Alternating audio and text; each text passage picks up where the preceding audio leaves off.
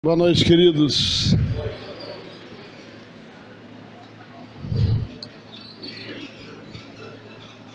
Um dia eu vou entender o crente. Eu não consigo entender crente. Crente apanha e quer apanhar mais.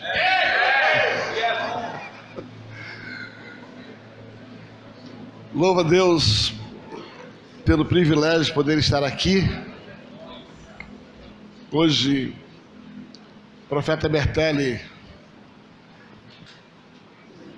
foi fazer um ato profético e acabou chegando no hotel na hora que ele estava saindo para cá.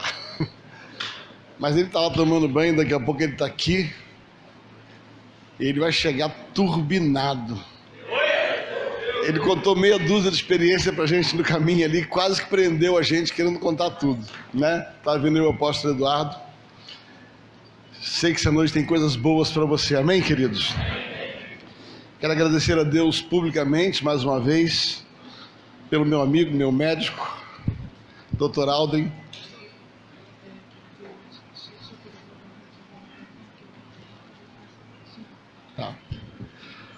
Tá melhor aí atrás? Eu não prometo que vai continuar assim, mas vamos tentar.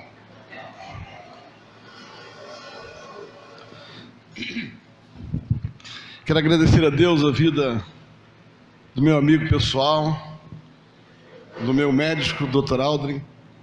Deixa eu dar um testemunho para vocês. Há cerca de 3 anos atrás, eu estava em Curitiba e o pastor Luciano Subirá falou assim: eu queria que você conhecesse o médico que está cuidando de mim. O Luciano tinha perdido já uns 40 quilos e o Dr. Aldrin estava no escritório do pastor Luciano e nós fizemos uma pequena consulta. Descobrimos que tinha algumas poucas coisas erradas e eu consegui viver pelo menos mais uns 3 anos sem problema nenhum. E aí ele passou alguns medicamentos, eu fui tomar os medicamentos e o meu médico, eu trato com um médico convencional, e o meu médico falou assim: ó, foge desse negócio, foge que você é furada, você já perdeu um rim, esse negócio da medicina não aprova. Eu já tinha comprado todos os remédios, estava começando, estava convencido que eu precisava tratar. E meu médico simplesmente chegou e falou: não faça isso. Liguei para o Dr. Aldrin, agradeci a ele e falei: olha, infelizmente eu estou sendo acompanhado por um médico e tal. Ele, na ética dele, falou: tudo bem. Passou 2 anos e nós estávamos em Naviraí no mês de janeiro e ele me encontrou e eu louvo a Deus por aquele dia e por aquele encontro, Aldrin. Ele foi muito profeta na minha vida. Ele falou assim: Djalma, eu tenho te acompanhado, eu tenho visto seu vídeo, você está morrendo, você está respirando mal, você está excessivamente obeso, sabe? Você está fanho, você está cansado. Ele falou assim: eu quero fazer uma aliança com você, deixa eu cuidar de você. Eu falei: Dr. Aldrin, eu estou debaixo de um dilema. Ele falou: já, mas eu não quero discutir com outro médico, mas eu assumo diante de Deus a responsabilidade pela sua vida. Você lembra disso? Aquilo ali entrou. Eu falei assim: então, estamos juntos. E começamos um tratamento, fizemos mais uma aparelhagem, eu tinha piorado um monte. E ele falou assim: olha, você vai ter que pagar um preço por isso, que não é um preço financeiro. Ele decidiu investir na minha vida, semear na minha vida, mas eu precisava me esforçar. Entre algumas outras coisas, eu precisava fazer algumas viagens, porque o consultório dele não é em São Paulo. Eu tomei em Deus um propósito de ir adiante durante 1 ano. Sabe? Fizemos consulta sistemática, foi acompanhando, fomos tomando a medicação. Em fevereiro desse ano, nós fizemos uma reavaliação daquele 1 ano de trabalho e todas as minhas taxas estavam muito melhores. E ele me deu a boa notícia que se eu continuar desse jeito eu vivo mais uns 6 anos. Brincadeiras à parte, obrigado, Aldri, não só pelos resultados dos exames, mas literalmente por aquilo que eu me sinto, como eu me sinto no dia de hoje. Eu disse para ele um dia, estávamos entrando junto, eu falei: Deus vai te usar para mudar a vida de pastores dessa nação, não só através da medicina, mas através de uma palavra revelada sobre o cuidado com o corpo. Então hoje eu estou aqui, amanhã ou depois de amanhã ele vai estar ministrando a você. Aldri é um pastor, né? A gente chama ele de doutor porque ficou tão marcado a figura do doutor, mas ele é um pastor, um homem de Deus que tem uma revelação nesta área que vai mudar a sua história se você abrir o teu coração para isso. Amém? Amém? Vamos continuar o que começamos ontem? Tá? Volta lá na sua Bíblia lá. 1 Reis, capítulo de número 19.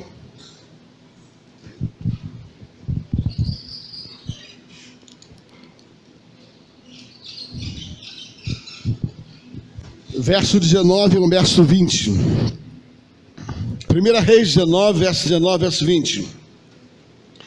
Partiu, pois, Elias dali, e achou Eliseu, filho de Sefate, que andava lavrando em 12 juntas de bois adiante dele. Estava com ele a 12ª. Elias passou por ele, lançou a sua capa sobre ele. Então deixou ele os bois, correu atrás de Elias e disse: deixa-me beijar o meu pai e a minha mãe, e te seguirei. E ele disse: vai e volta, pois que te fiz eu.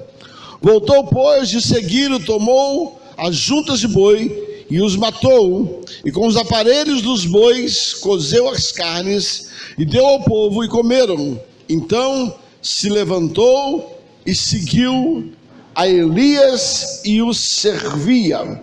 Ontem nós falamos sobre a escolha. O tema dessa mensagem é a escolha e a escola de um profeta. Ontem nós falamos sobre a escolha de um profeta. Começamos a falar a respeito do fato de que a escolha é um ato soberano de Deus. É Deus que escolhe. João capítulo 15, versículo 16: não foste vós que escolheste a mim, mas fui eu que vos escolhi a vós, e eu vos nomeei para que vades, deis fruto, e o vosso fruto permaneça, porque desta forma tudo quanto pedires ao Pai em meu nome, Ele vos concederá. Ouça, é Deus que te escolheu. Uma das coisas importantes na escolha de Deus é que Deus não te escolhe quando você nasce, Ele te escolhe para você nascer. Ouça, eu vou repetir: Deus não te escolhe quando você nasce. Nasceu, Deus diz: deixa eu ver o que eu vou fazer com ele. Não é assim que funciona. Ouça, antes de você nascer, Deus já tinha estabelecido sobre os seus escolhidos a sua função. Jeremias capítulo 1, a Bíblia diz: Jeremias, antes de você ser formado, eu já havia te estabelecido como profeta entre as nações. Ouça, primeiro Deus tem um propósito. Propósito é um sonho de Deus, um desejo de Deus. Depois Deus cria alguém por causa do propósito. Eu vou repetir: primeiro Deus tem um propósito, depois Deus cria alguém para cumprir o propósito sobre a face da terra. Ele diz assim: Jeremias, eu queria um profeta, eu desejei um profeta, e aí eu te criei por causa do propósito. Eu tenho uma notícia para te dar: você nasceu por causa de um propósito. Um dia eu estava falando sobre isso, alguém falou assim: isso é porque você não conhece minha história. A minha mãe foi violentada e ela não me queria. Eu falei: é verdade, nada disso é mentira, porque o que está em torno aqui não é se sua mãe queria, é que Deus te queria. O meio pelo qual você veio ao mundo não representa a aprovação ou a reprovação de Deus. O que disseram para você a seu respeito antes do seu nascimento não tem nada a ver com o que Deus disse ao seu respeito antes do seu nascimento. Você vai ver em várias partes da Bíblia, quando alguns homens de Deus eles vão falar a respeito disso. Paulo diz, sabe, que no ventre da mãe ele já era escolhido.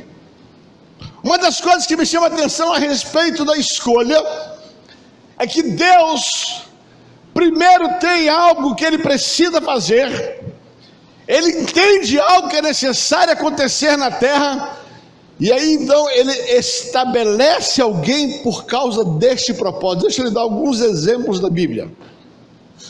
Exemplo número 1, Moisés.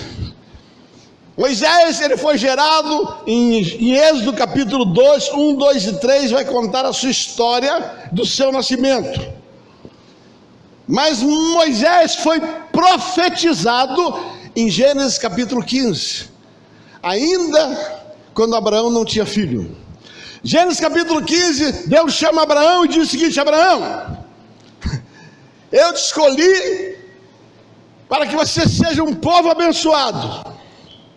Agora olha o que vai acontecer.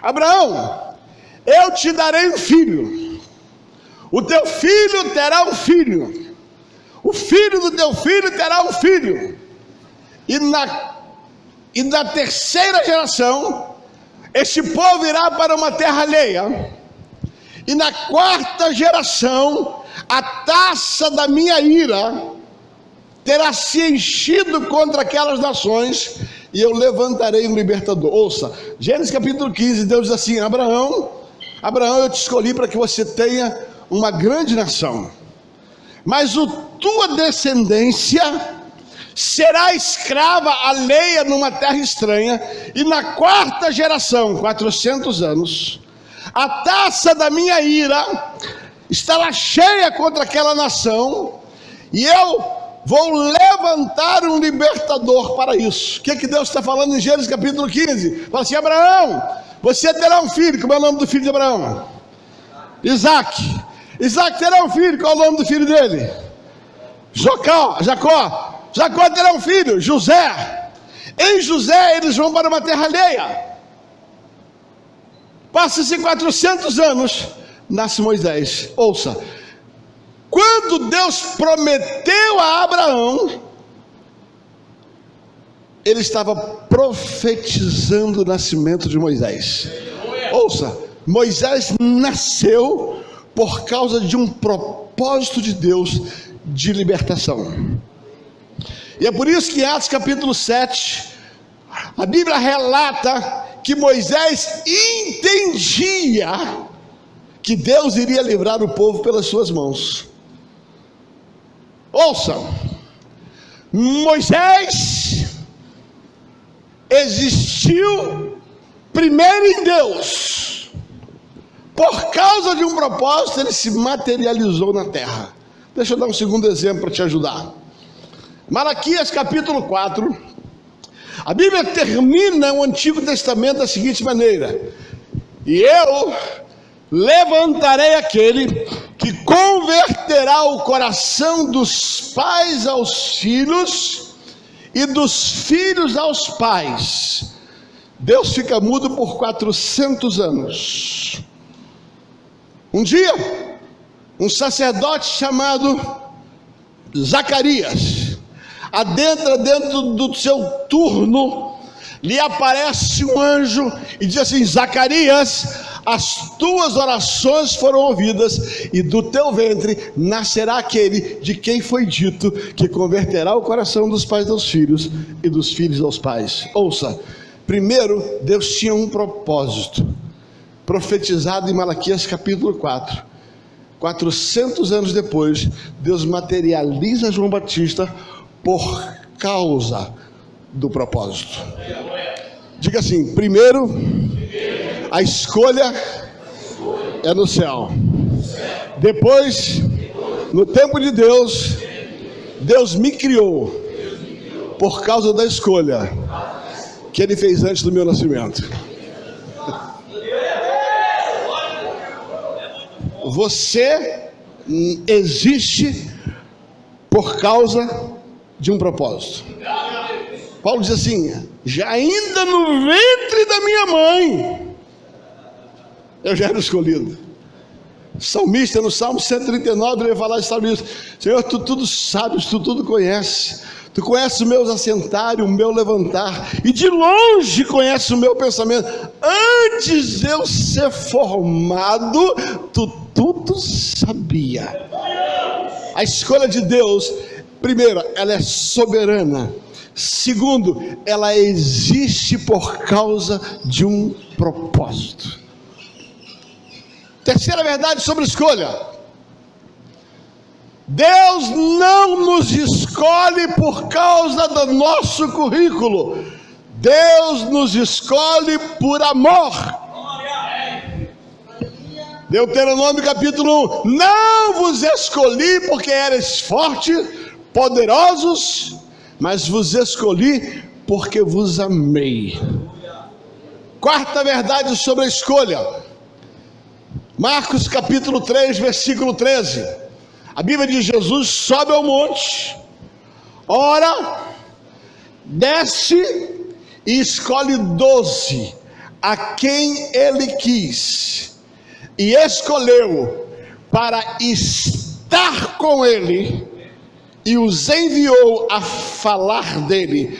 Quarta verdade: Deus te escolhe em primeiro lugar para se relacionar com ele e depois trabalhar para ele. Meu Deus, você não entendeu, você não entendeu, você não entendeu. Deus não te escolheu para trabalhar, Deus te escolheu para se relacionar. Eu vou repetir: Deus não te escolheu para você trabalhar para Ele, Deus te escolheu para você se relacionar com Ele, e por consequência do relacionamento, Ele te envia para trabalhar. Tem muita gente que está dizendo assim: Senhor, eis-me aqui, o que eu quero fazer? Se Deus pudesse soprar no seu ouvido, Ele diz assim: eu só quero você comigo. Você quer dizer um eis-me aqui? Viva para Ele, viva com Ele, e se Ele quiser, trabalhe para Ele. Há uma distorção de ministérios, que as pessoas têm achado que servir a Deus é trabalhar para Deus. O trabalho é uma consequência do relacionamento. Sabe por quê?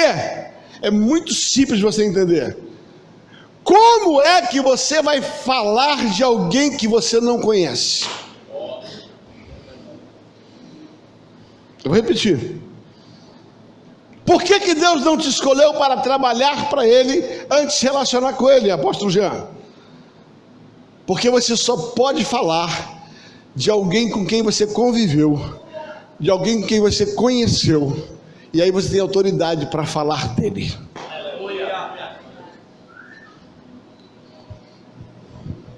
As escolhas de Deus têm esses critérios. Entretanto, Deus escolhe, mas é necessário dar uma resposta na terra. E a resposta não é só uma verbalização, o eis-me aqui. O eis-me aqui é o start de um processo que precisa ser acompanhado de alguns posicionamentos, precisa ser acompanhado de algumas atitudes que acompanham o eis-me aqui. Nós falamos sobre 6 atitudes pelas quais Eliseu respondeu ao eis-me aqui. A primeira delas, ele era um homem que já tinha uma expectativa dentro dele. Por isso, quando foi lançada a capa sobre ele, ele disse: estou pronto. Segunda verdade, ele não foi escolhido para trabalhar, ele foi olhando. Terceira verdade, ele foi escolhido porque existia nele uma característica chamada honra. Aquele que não aprende o que é honrar a autoridade, não vai honrar ao Deus que lhe chamou. Deixa eu tentar lhe colocar algo sobre isso.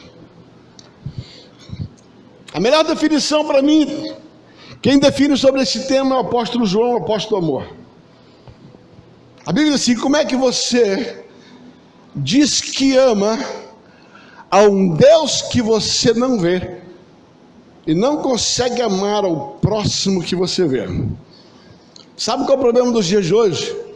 É que as pessoas querem servir a Deus, ignorando que servir a Deus é servir o homem. Não, você não entendeu.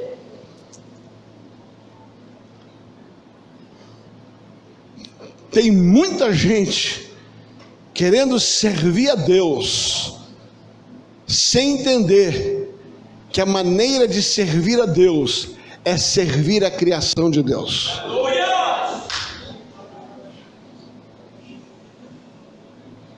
Eu vou repetir, porque a faca entrou e tem gente calada tomando. Tem muita gente perguntando: é isso? Ouça.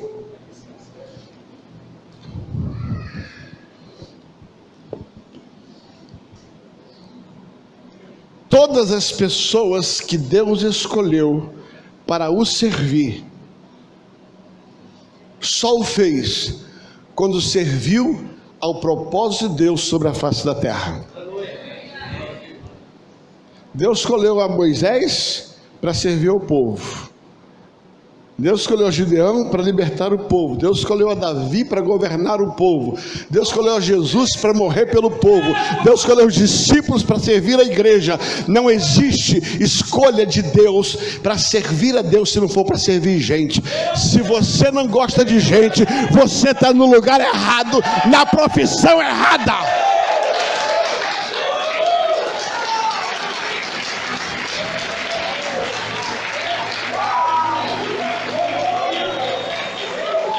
Se você não gosta de gente, vai arrumar outro emprego.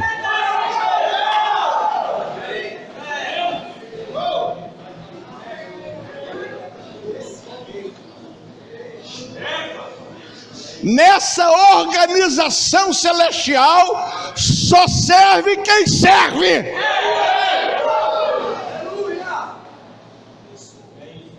Pastor, mas eu não gosto muito de gente. Então, filho, você quer trabalhar na igreja? Vai varrer chão. Porque qualquer coisa que você faça, partindo da sua voz, você vai representar a Deus. Paulo escreve aos Coríntios, na sua segunda carta, capítulo 5, versículo 20, assim: porque nós somos embaixadores da parte de Cristo. O embaixador é aquele que representa o seu rei numa terra alheia. Paulo está dizendo assim: eu sirvo a Deus, representando a Deus, servindo os homens.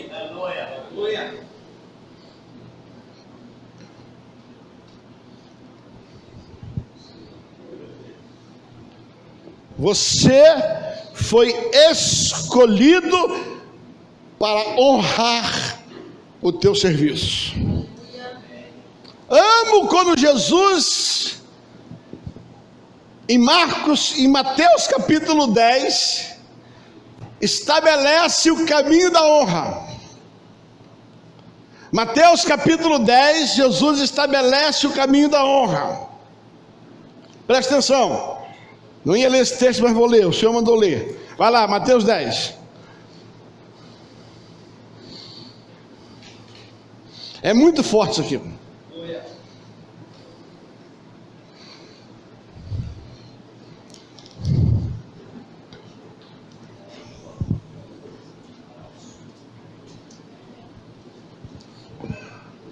Versículo de número 40. Preste atenção. Jesus falando aos seus discípulos: quem vos recebe, a mim recebe. Presta atenção. Aqui fala sobre o caminho da honra. Quem me recebe, Jesus falando, recebe aquele que me enviou. Por favor, preste atenção. Deixa eu dar uma dinâmica aqui. Vem aqui vocês três. Por favor, vem aqui. Ok? Eu sou Deus. Vem cá, Jesus. Aqui está Jesus. Ok? Ali estão os discípulos. E ali está o povo. Vem cá, discípulo. Aqui, fica aqui. Desse jeito. Presta atenção aqui. O que Jesus está falando assim? Jesus está dizendo assim para os seus discípulos. Conversando com o seu discípulo. Ouça. Quem recebe você... Ele está dizendo, quem recebe você... Jesus está falando. Me recebe. Porque fui eu que enviei você. Aí Jesus diz, porque quem me recebe... recebe aquele que me enviou. Vocês estão prestando atenção no que Jesus está falando? Ele está dizendo o seguinte: se você não recebe um discípulo, se você não recebe um apóstolo, você não recebeu Jesus. Não, você não entendeu. Quando você rejeita alguém que Jesus colocou sobre a sua vida, você rejeita quem o colocou.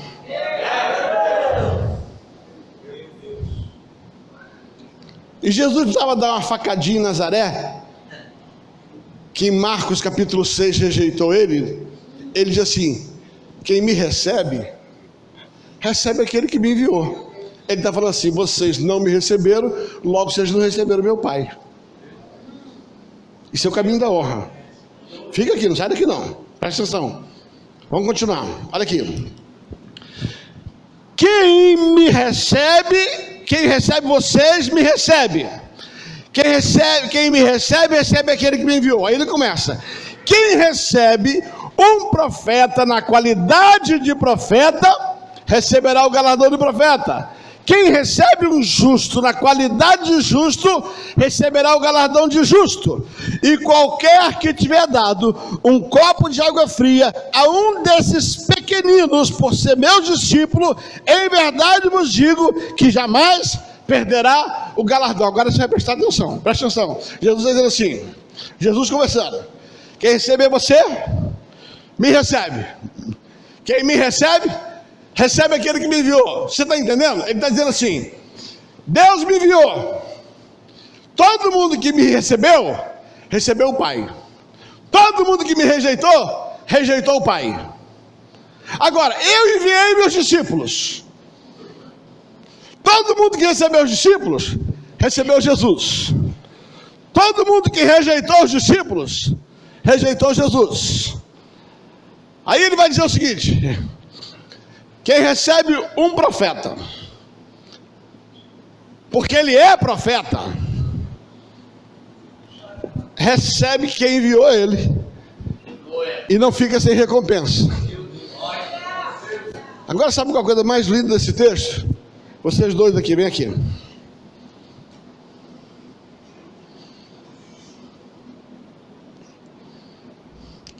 Deus, Jesus, apóstolos, profetas, do lado de lá. Está aqui, ó. Estão entendendo a ordem aqui da honra? Deus, Jesus, tá? Deus, Jesus, apóstolos, profetas. Aí ele diz o seguinte: quem recebe um justo, olha para o seu irmão e fala assim: você foi justificado, logo você é justo. Ele está dizendo assim: quem recebe o seu irmão, porque eu enviei o seu irmão para falar com você.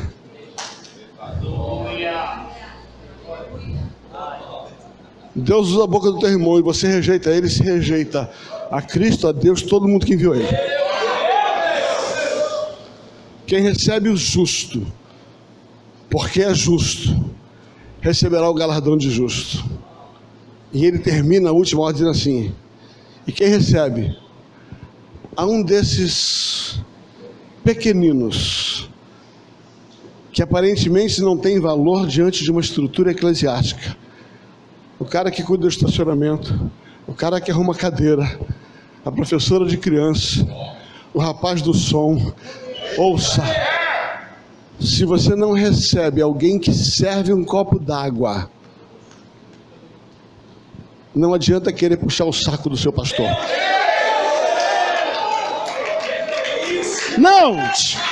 Fique em pé.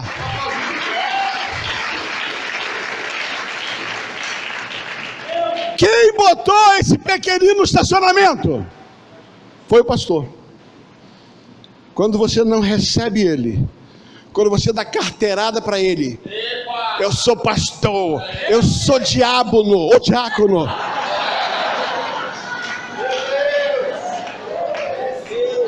Quando você rejeita o pequenino que está botando um copo d'água, que está tomando conta do som, que está arrumando cadeira, que está cuidando da tua criança, quando você desonra ele, você desonra quem botou ele nesse lugar. Logo, não existe como servir a Deus se você não servir aos homens. Obrigado.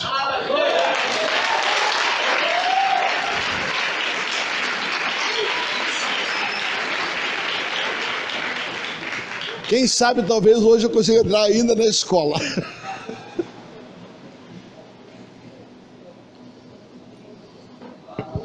Se você não entende de honra, Deus não vai te estabelecer em lugar nenhum.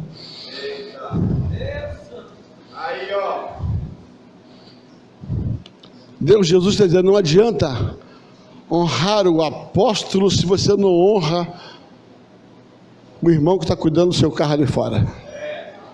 Porque quando você não respeita aquele irmão, você desrespeitou quem deu o cargo para ele. Aí depois diz assim, aí eu te amo. Posso contar uma história para vocês, verdadeira? Eu servi um ministério muito grande. E o apóstolo do ministério, um homem de Deus. Mas tinha uma meia dúzia de parentes dele lá que era só misericórdia. E ele achava, porque era irmão do apóstolo, fazia o que queria e o que não queria. E a minha esposa era diretora da escola, da igreja. Nós tínhamos uma escola com 150 alunos. Minha esposa era diretora e coordenadora pedagógica. E o irmão do apóstolo tinha um filho que estudava nessa escola. E o menino estava indo muito mal. A minha esposa, tecnicamente, chamou os pais, como manda a regra de uma escola, falou: seu filho precisa fazer reforço escolar. Eles não traziam. Olha, seu filho precisa estudar. Eles não traziam. Tipo, a escola da igreja, meu irmão é o apóstolo, vai passar mesmo, né? Bateram na porta errada. Foram mexer logo com a minha jararaca. Ou não, com a minha jacuatirica. Com a minha onça pintada. Não, fica tranquilo. Tem crise não. Aí o que acontece? Chegou no final do ano, ela reprovou o menino. Porque não tinha nota para passar. E minha esposa não tem acordo com ela. Certo é certo, errado é errado. Aí o que acontece? Eu desligadaço, estou nem aí, né? Entro na igreja, beijo todo mundo, abraço todo mundo. Um dia minha esposa entra comigo e começa a chorar. Na entrada da igreja, uma igreja grande, tinha 8 mil membros. Aí eu falei: o que houve, amor? Ela falou: amor, não queria te incomodar com isso, mas eu não aguento mais. O irmão e a cunhada do pastor, do apóstolo, não falam mais comigo. Você não percebeu que você entrou, eles deram a mão. Quando eu fui virar, eles viraram as costas. Ela olhou na minha cara e falou assim: não tem vergonha não? Eu falei: deixa estar. Deixa estar comigo. Esse rapaz, ele fazia a melhor picanha que eu já comi na minha vida.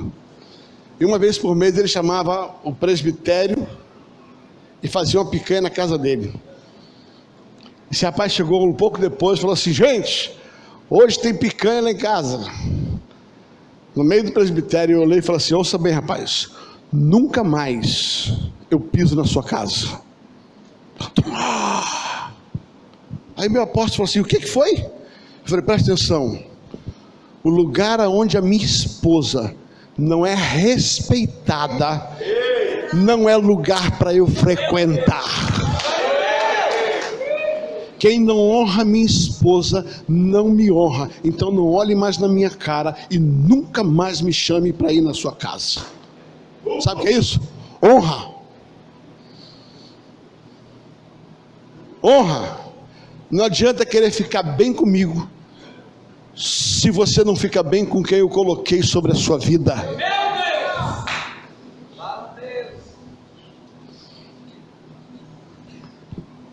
Eliseu foi despedir-se dos seus pais como uma atitude de honra. Quarta questão, ele não era apegado às coisas materiais. Ele não tinha marra, ele não tinha presas. Quando Deus o chamou, ele se libertou de tudo e foi embora.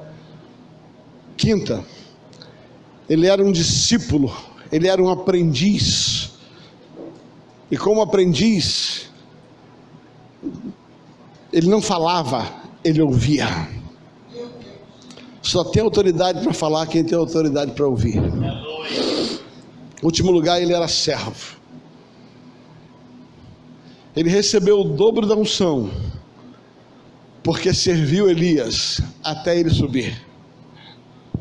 Esses são os critérios da escolha, as respostas da escolha. Agora Eliseu está escolhido. Que bom, né? Está escolhido. Agora começa a escola. Fala assim, levanta a mão. A escolha é o mais simples. É o mais simples. E nem começou. A Jurupoca ainda vai piar.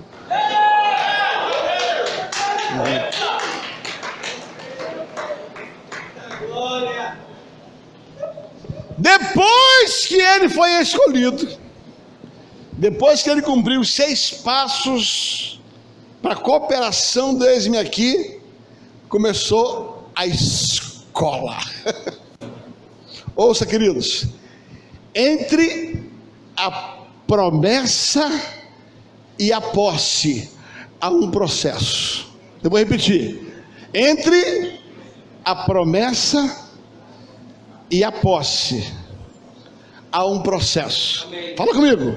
Entre a promessa e a posse há um processo, há uma escola. Eliseu vai passar por 4 lugares que representam 4 fases, 4 escolas que todo profeta precisa passar. Eu gosto demais da escolha de Davi. 1 Samuel capítulo 16, Deus escolhe a Davi.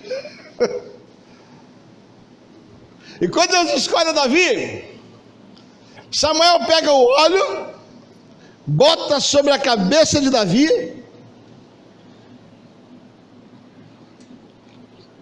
A Bíblia diz: e daquele dia em diante, o Espírito do Senhor se apoderou dele.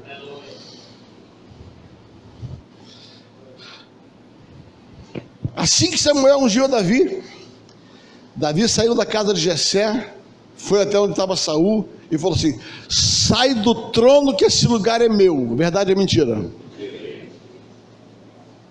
Fala assim: depois que ele foi escolhido, depois que ele foi ungido, depois que todo mundo sabia da sua unção, Davi saiu e voltou a fazer a mesma coisa que ele fazia antes. Ah, você não entendeu, eu vou repetir. A unção não te promove de lugar, ela promove a sua autoridade, não a sua posição. A ordenação, ela te promove no mundo espiritual, mas não te promove no mundo natural. No mundo natural, são as tuas respostas que vão te promover.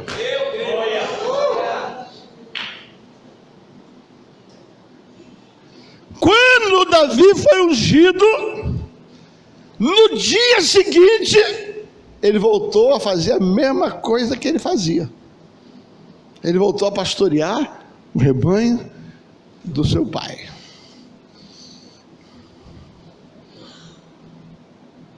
E do dia que ele foi ungido, em 1 Samuel 16, ao dia que ele assumiu o trono, em 2 Samuel capítulo 1, depois da morte de Saul, se passou 14 anos. E eu tenho uma boa notícia para te dar. Eu tenho uma boa notícia para te dar. Quem manteve Saul no trono foi a criancice de Davi.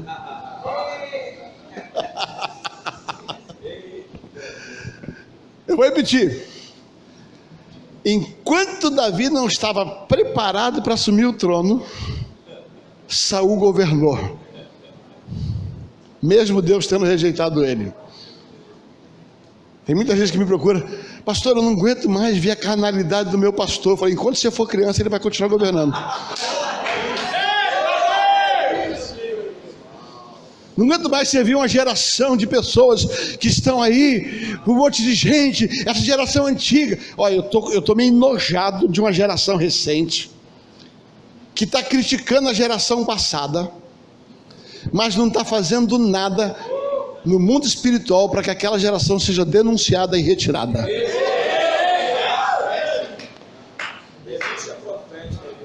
Vou te explicar uma coisa.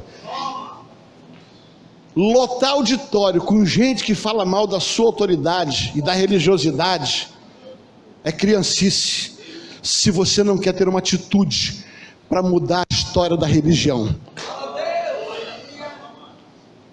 Tem um monte de jovem revoltado com a sua igreja, revoltado com a cultura antiga, revoltado com os marcos antigos, revoltado com os pastores, revoltado com a igreja, revoltado com tudo, e fazendo porcaria nenhuma, só reclamando. Esse Saul vai continuar governando.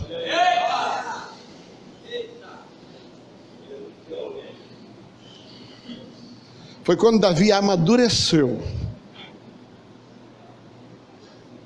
que Deus depôs Saul.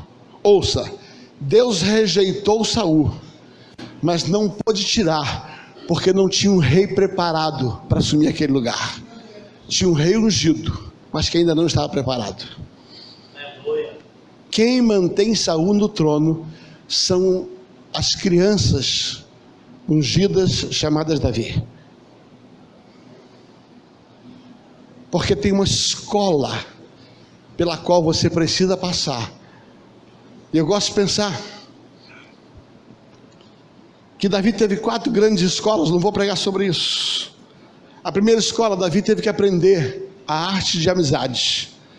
Ele precisou de um amigo. Todo ungido precisa de um amigo. Enquanto ele não estabeleceu Jonathan na vida dele, enquanto ele não estabeleceu um amigo. Quem é um amigo? O amigo, presta atenção, o amigo é aquele que acredita no teu chamado.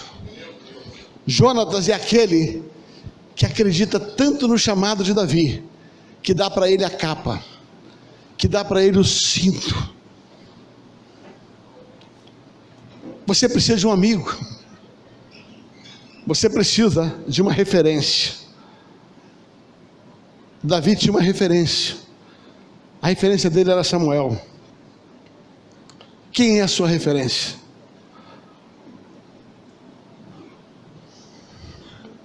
Davi precisou lidar com Saul.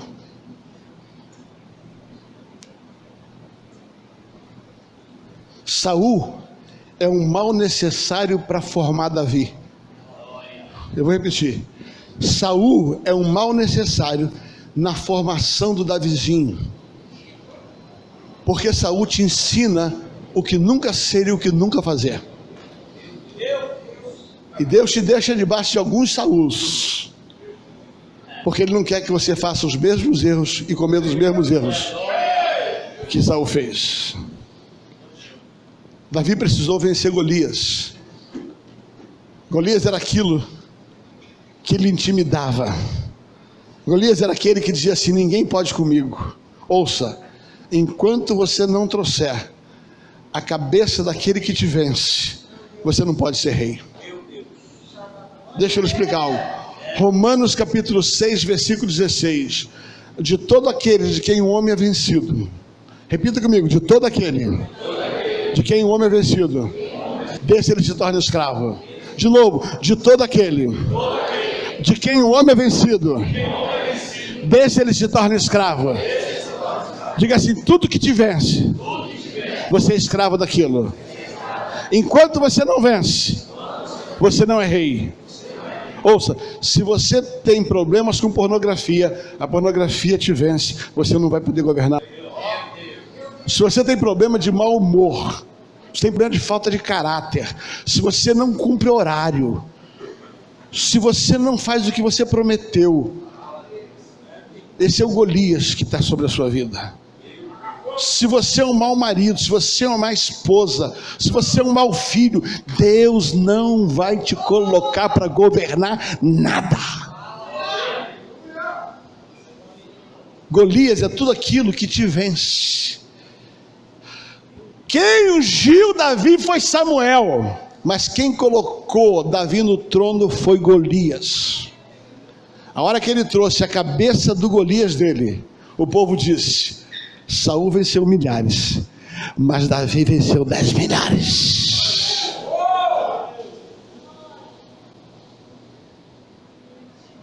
Escolas.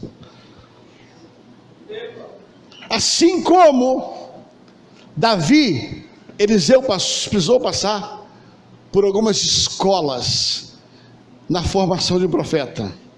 Primeira escola, Gilgal. Fala comigo: Gilgal.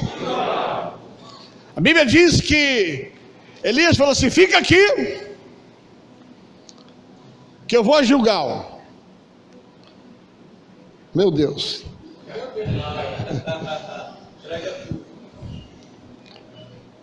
O que aconteceu em Gilgal? Fala comigo assim: em Gilgal, Deus tratou a carne. A bicha em Gilgal, Deus falou assim: pega o bruto, corta ele, circuncida.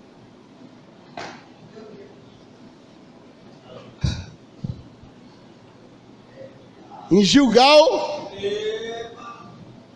é quando Deus trata a carne do profeta.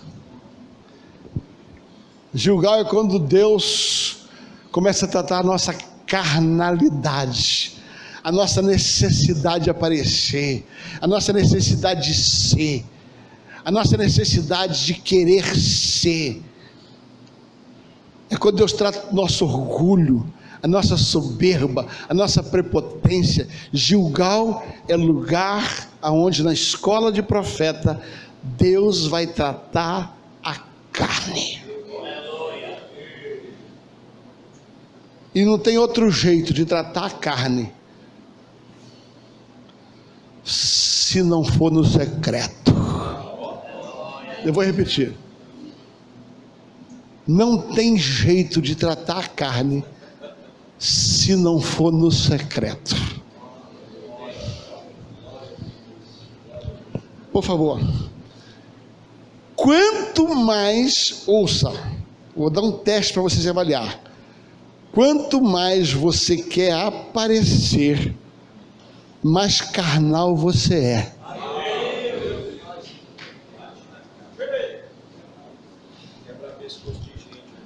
Quanto mais você está atrás do microfone, você está distante do quarto.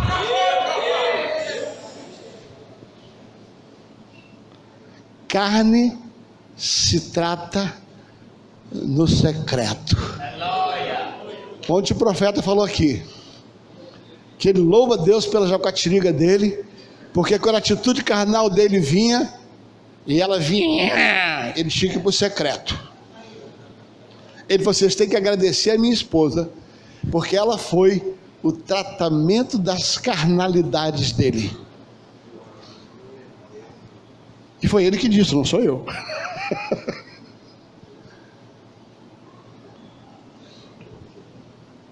E não tem ninguém melhor para tratar um profeta do que a sua esposa.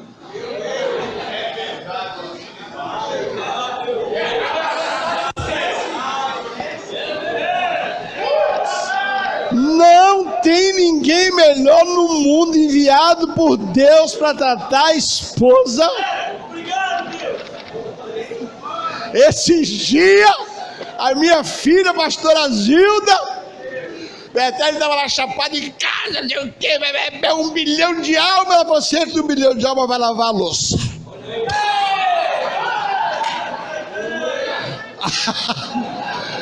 Aí ele liga pra mim, ele falou assim: rapaz, tomei uma arranhada na quatiriga agora. E lavou a louça.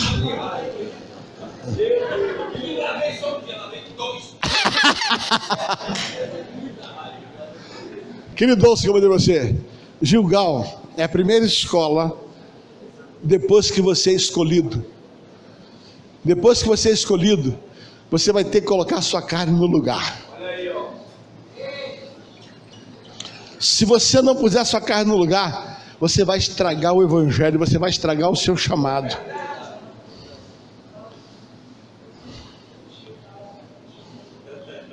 Deus odeia soberbos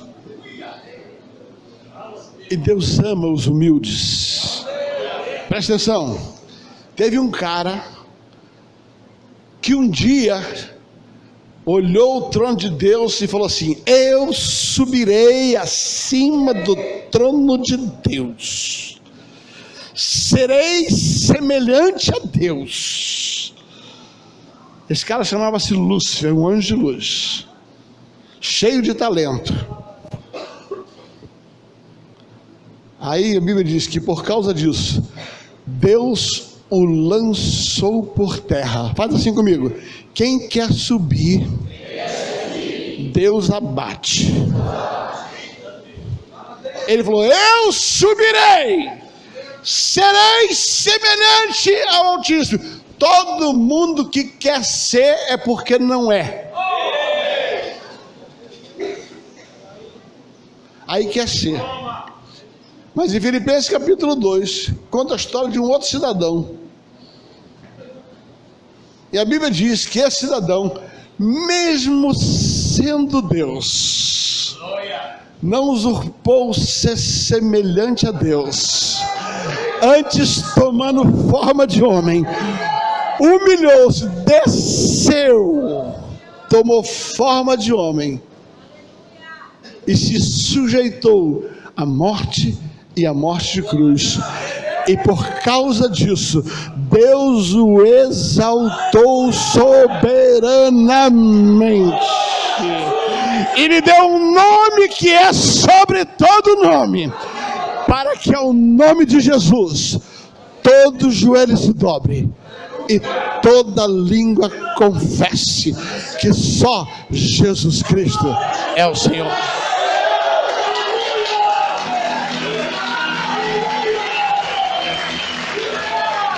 A primeira escola é tratar a carne. A primeira escola é passar por Gilgal. Em outras palavras, tudo que te promove, Deus tira.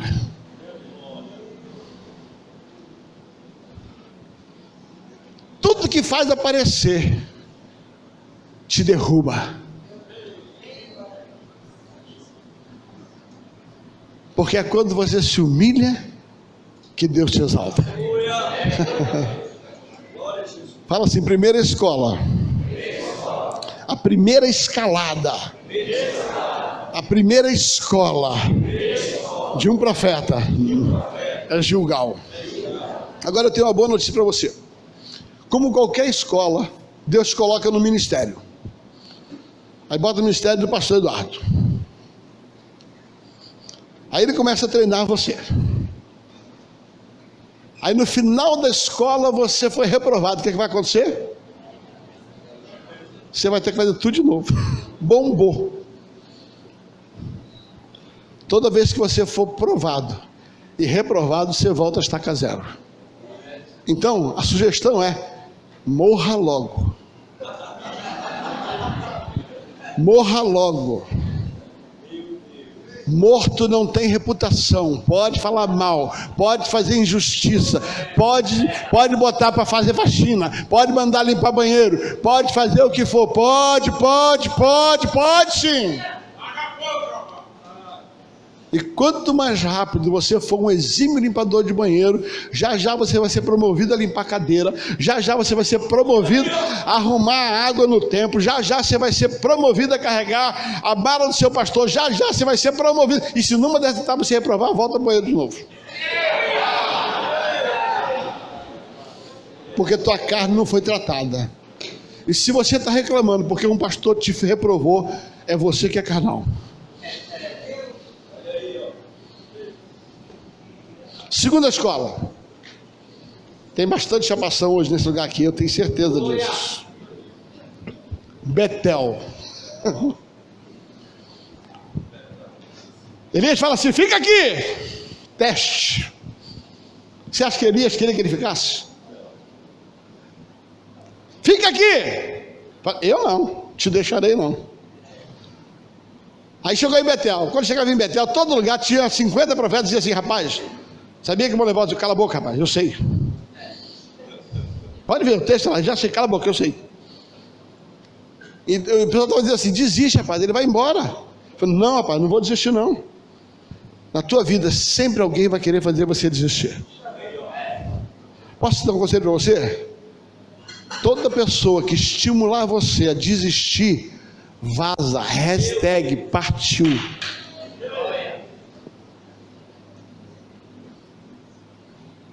Segunda escola chama-se Betel. O que aconteceu em Betel? Gênesis capítulo 28, Betel foi o lugar aonde Jacó, o enrolado, o enrolão, presta atenção, o enrolado e o enrolão, fugindo para não morrer, parou num lugar chamado Betel. Ali ele pegou uma pedra, deitou sobre aquela pedra e fez aquela pedra de travesseiro. Ouça, queridos, enquanto você não aprender a fazer das pedradas da vida um travesseiro, você não vai ser ninguém. Olha aí, ó. Jacó estava cheio de pedrada, querendo matar o irmão dele, querendo matar ele. Ele deita ali, e Betel é o lugar onde Deus vai revelar o seu propósito. Aleluia. Betel é o lugar onde Deus vai falar com você de maneira clara sobre o que é que Ele te chamou e vai refazer o pacto e a promessa. Aleluia. Mas Betel também é o lugar onde você tem que fazer votos. Betel é o lugar onde você assume compromissos. A Bíblia diz que Jacó chegou em Betel. Agora presta atenção nisso aqui. Ele deitou e ele teve uma visão. Se você vai na Bíblia, Gênesis 28, você vai ver. Ele viu uma escada que ligava a terra ao céu. Ouça, diga assim, fala comigo, a escada não ligava o céu na terra. A Bíblia diz que aquela escada ligava a terra no céu. O que está dizendo? Aquele era um sonho profético que pegava a carnalidade de Jacó e tornava ela santa. É quando ligava o terreno no espiritual. É em Betel que começa o processo de purificação de propósito. Jacó vê Deus dizendo assim: a partir de hoje eu vou deixar o velho Jacó enganador, enrolão para trás, e vou ligar ele a um Jacó espiritual. Mas para que Jacó deixe de ser enrolão, ele vai ter que ser enrolado. Jacó enganou Saul uma vez, caiu na casa de Labão, foi enganado 10 vezes. Você não entendeu? Vou te dizer. É nesse processo de tratamento da carnalidade que você vai pagar todo o teu pecado.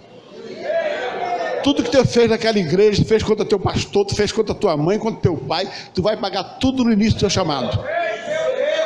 Porque se você não pagar, o diabo tem legalidade sobre isso.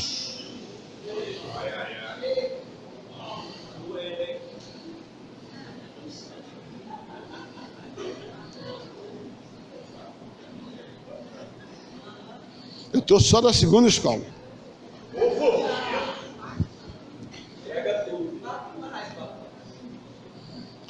Aí Deus começa a tratar e faz um trato com ele, faz uma promessa para ele. Eu sou o Deus do teu pai, Deus de Abraão, Deus de Jacó, Deus de Isaac. Sou o Deus do teu pai Abraão, Isaac. E eu vou te fazer herdeiro da unção. Ouça, presta atenção. Quem era Jacó? Jacó foi escolhido antes do seu nascimento. Quem lembra o nascimento de Jacó? Nasceu Jacó e Esaú. Você lembra disso? Antes de nascer, vem um profeta e faz uma promessa. Diz assim: Sara, o menor será maior que o primeiro. Jacó, ele já ia ser o escolhido, ele não precisava enganar Isaac. Ele não precisava enganar o seu irmão Esaú. Mas eu vou repetir. Jacó já tinha sido escolhido por Deus no ventre. Esaú nasceu primeiro, mas o escolhido era Jacó. Ele não precisava enganar o seu irmão para tomar o lugar que já era dele. Ouça, eu vou contar um segredo. Eu tenho visto muita gente que, por não saber que é escolhido, tem que passar a perna em alguém para se colocar naquele lugar.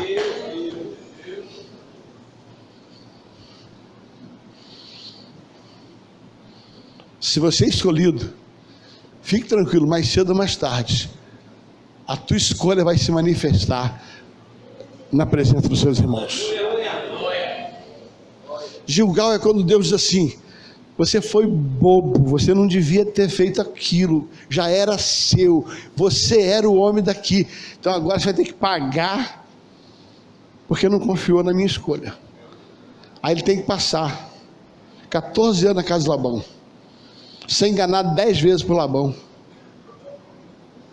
Aí depois que ele pagou todos os pecados dele, Deus falou assim: agora eu te levo de volta.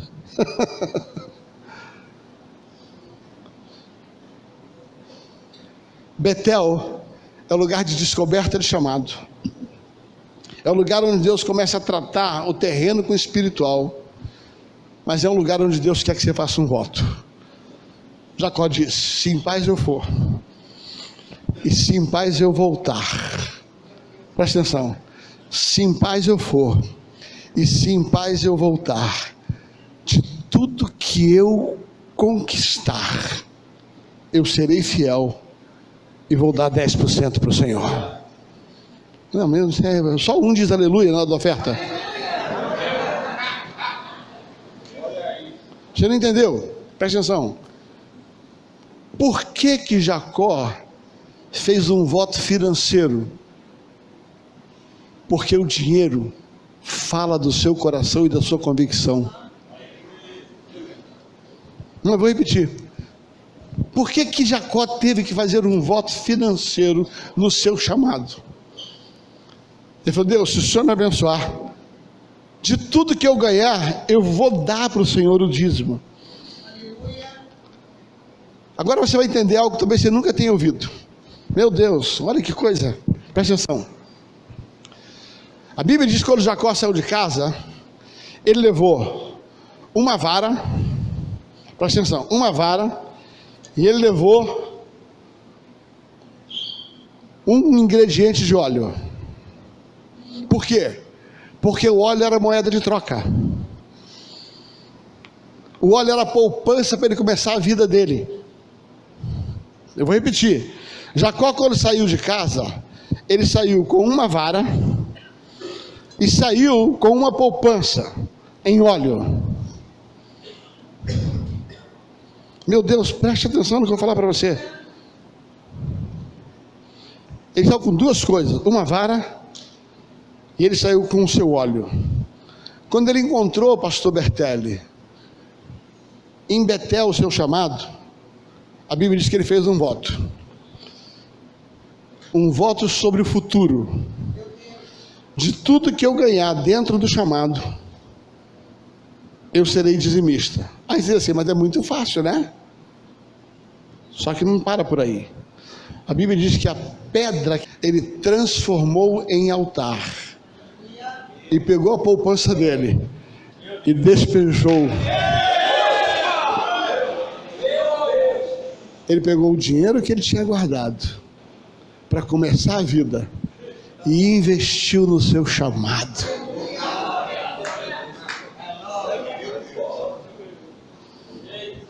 Presta atenção.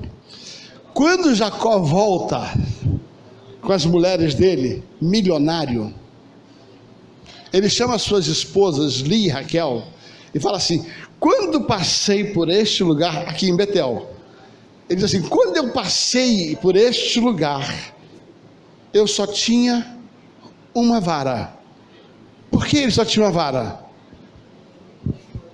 Porque o dinheiro que ele tinha, ele derramou no seu chamado. Como está dizendo assim, eu só dependerei de Deus. E agora eu estou dando todo o meu passado e comprometendo em santificar o meu futuro.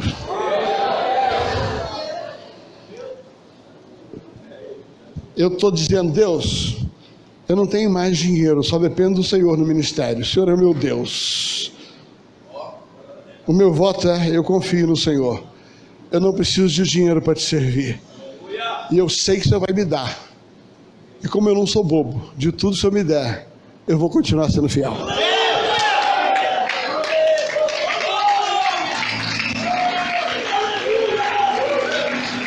A segunda escola de um profeta tem a ver com o entendimento do seu chamado e a capacidade de entender a dependência de Deus. Foi isso que eu te falei ontem, que eu não estava terminando ainda. Jacó preferiu entrar no ministério duro para depender de Deus do que ficar com um pouquinho de dinheiro para confiar naquilo. Sabe qual foi a desgraça de Saul? Um dos motivos pelos quais Saul foi rejeitado, ouça isso, não esqueça nunca isso. Saul nunca investiu um centavo no seu chamado. Quando ele entrou no chamado, entrou com a moeda do servo dele. E quando ele tinha que oferecer sacrifício, ele entrou com um boi emprestado de Agag. Saul nunca pegou nada que era dele para dizer eu confio em Deus. Quando faz um momento de oferta e você fica com o teu dinheiro no bolso, você está fazendo como Saul. Eu dependo do meu dinheiro e confio nele. Então não coloco no altar. Betel é lugar de dependência, de confiança. Em Betel é a segunda escola onde você vai aprender que não é o que você tem, é o teu chamado que te sustenta. Um dia eu fui pregar em Maringá, numa conferência do Bertelli, os primeiros famintos. Rapaz, esse homem me botou em Maringá, eu só tinha aquela noite, no outro dia eu tinha que sair cedo. E ele estava dando a charaguedaia dele lá, né? Dando os rabos de arraia, sei o que dele e tal. E eu esperando para pregar. Aí vem alguém que eu nunca vi na minha vida. Pega um bolo de dinheiro assim, ó. Você lembra disso, né? Pega um bolo de dinheiro assim e falou: pastor, Deus mandou dar para o senhor. E botou no meu bolso.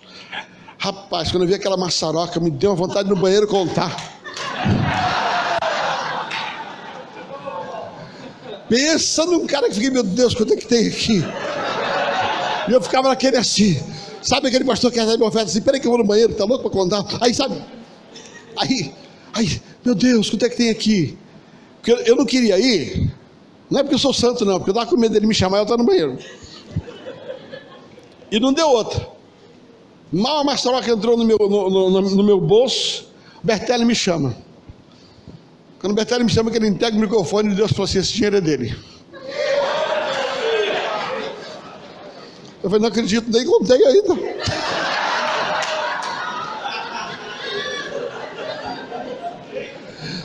sei, é Deus, vai ver que ele está precisando mais do que eu.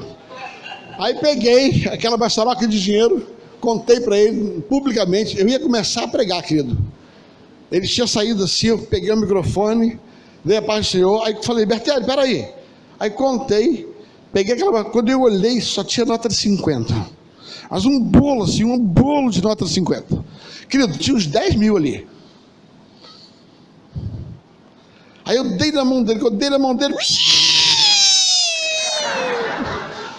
pegou meu microfone e deu uma corrida com aquele bolo de dinheiro até o fim do auditório. Chegou lá, tinha um garotinho pequenininho, pegou a nota de 50, botou na mão do garoto, o garoto caiu no chão. Pá! Resumo da história, 35 minutos distribuindo nota de 50 no auditório. Depois de 35 minutos ele me deu o microfone para pregar. Eu falei, agora prega você.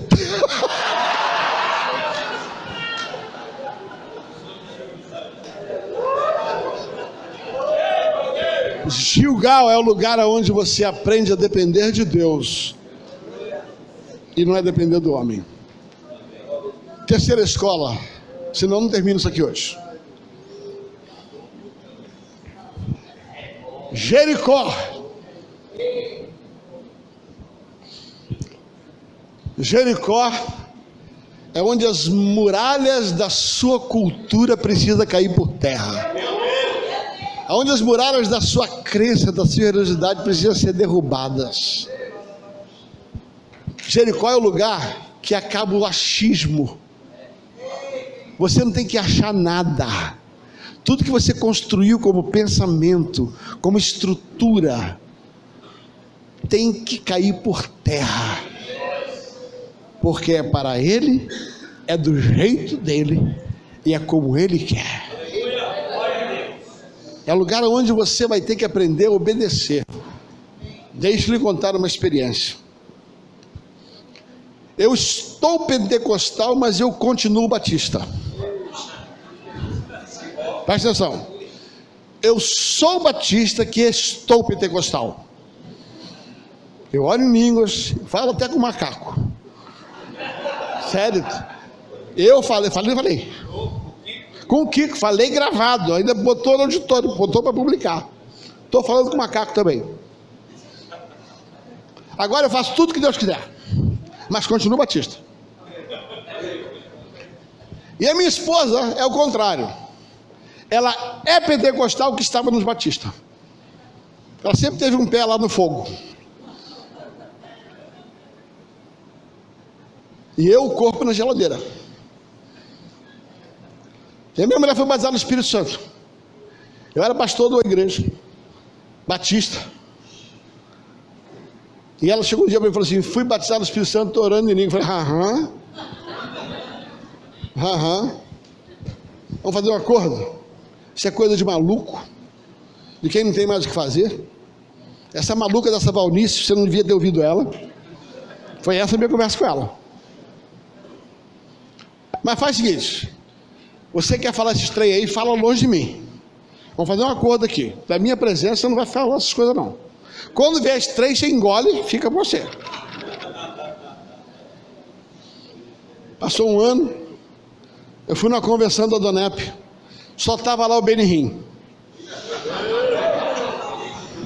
E teve uma hora lá que alguém falou assim: o batismo do Espírito Santo vai varrer esse lugar aqui, 8 mil empresários. Eu falei, tá. E a minha mulher tinha um trato de não orar em língua na minha presença. Aí ficou todo mundo em pé e eu fiquei sentado no auditório do Rio Centro. E aí começaram a abaixar a cara, abaixa o que, abaixa daqui, abaixa dali, sobe daqui, não sei o quê. E Rita lá para trás, Rita lá para frente, sabe? E tá uma falação, aquela oração lá, e aquele negócio, tô ficando enfesado. Eu tava ficando enfesado. Aí, meu Deus, quando a mulher olha para você, é a pior coisa do mundo. Minha mulher olhou aquela cara assim para mim, só tinha eu sentado no auditório. E ela segurando aquele trem lá.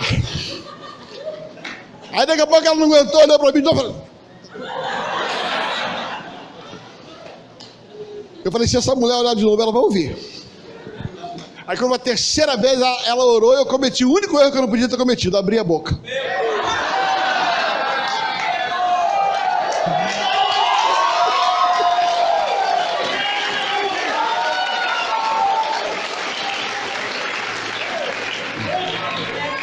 Lembro como se fosse hoje. Ela olhou para mim, eu fui falar, não! Quando eu fui falar, minha cabeça deu um nó, começou a subir um enjoo aqui. Eu achei que eu ia vomitar, eu não sabia o que eu ia fazer. Quando eu vi que minha cabeça zonzou, eu peguei e meti a mão na boca.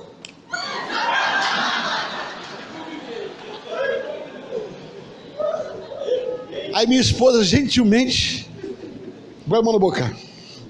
Põe a mão na boca, na sua boca. A minha esposa gentilmente fez assim.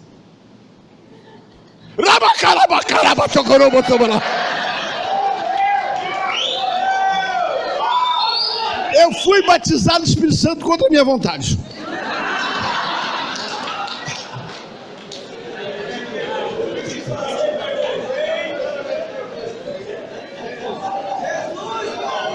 Sabe o que acontece? Porque eu tinha construído um Jericó na minha vida. Eu tinha construído um Jericó na minha vida, uma muralha intransponível. Mas Jericó é o lugar onde Deus derruba as muralhas, sem força humana, com um sopro. Última escola, e aí eu já dou pro Xaragabaia do meu amigo. Jordão.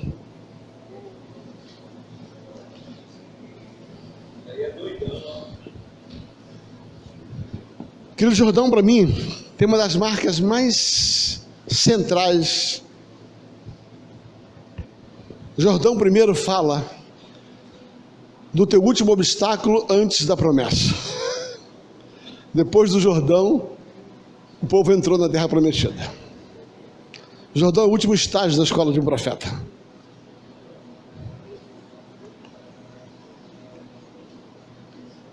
Um dia eu estava pensando para o Jordão, eu fiquei pensando naquela ordem que Deus deu para Josué, falou assim: Josué, pega a arca, bota no ombro dos sacerdotes e manda eles pisarem na água. Repita comigo, pisar na água. E Deus falou assim: e quando eles pisarem na arca, a água não vai parar. Eles não vão ver nada, mas eu vou cortar a água lá em cima. Só que eles não vão ver e eles vão ter que começar a andar, ainda que a água não abaixe. Eles não podem parar. Eles têm que crer que eu cortei a água lá em cima, como eu disse. Eles não vão ver, mas eu já fiz. Por favor, preste atenção. O que acontece? Um pouquinho antes, só uns 38 anos antes, Moisés tinha tocado com a vara no Mar Jordão, no Mar Vermelho. O mar se abriu e o povo passou de pé enxuto. Para atravessar o Mar Vermelho, Deus faz tudo.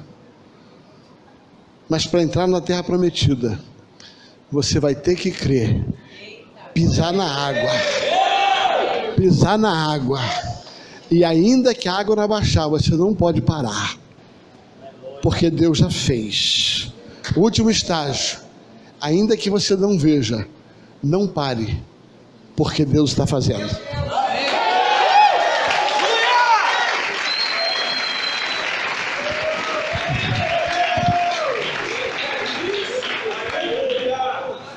Eu ia passar para ele, mas o Espírito Santo falou assim: você não vai fazer isso. Vou dizer por quê. Porque você precisa selar o teu ministério profético hoje com uma oferta. Você precisa selar o teu ministério hoje profético com uma oferta. Jacó, ele pegou o que ele tinha, tudo que ele tinha, ele derramou e começou numa dependência total. Mas ele sabia que ele ia ganhar muito. E para não perder a bênção, ele falou assim: além de dar tudo agora, eu vou ser fiel em tudo que eu ganhar. Você está numa escola profética, de ativação profética, e você precisa provar que você crê no que você vem fazer aqui. Porque se você veio aqui ver um caniço assado, um caniço balançado pelo vento, você já viu, pode ir embora. Agora, se você veio aqui porque você quer estruturas proféticas na sua vida, você trata de praticar o que a Bíblia te ensina.